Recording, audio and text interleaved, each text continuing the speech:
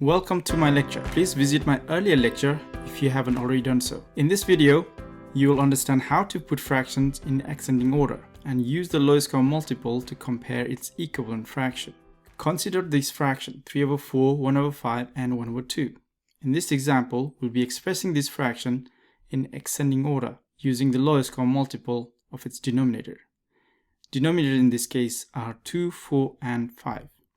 First, let's list some multiples of 2.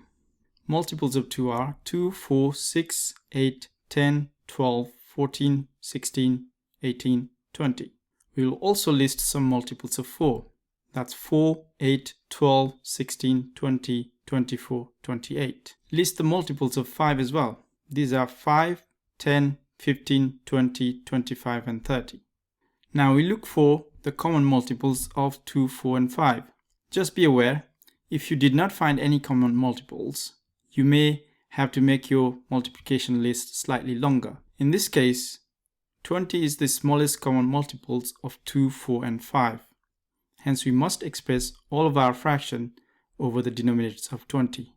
Now we multiply 3/4 by 5/5 to change to 15/20. Then we take 1/2 and multiply by 10/10 to change to its equivalent fraction 10/20. And finally, we take 1/5 and multiply by 4/4 to give you 4/20. Now our original fractions were 3/4, 1/5 and 1/2. And this will change to its equivalent fraction of 15/20, 4/20 and 10/20. They have the same denominators. Now we can put them in order. So 4/20 is the smallest, 10/20, then largest is 15/20. However, we must leave our fraction in their original form.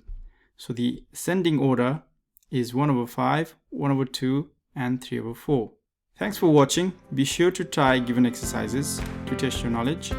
I'll see you in the next part.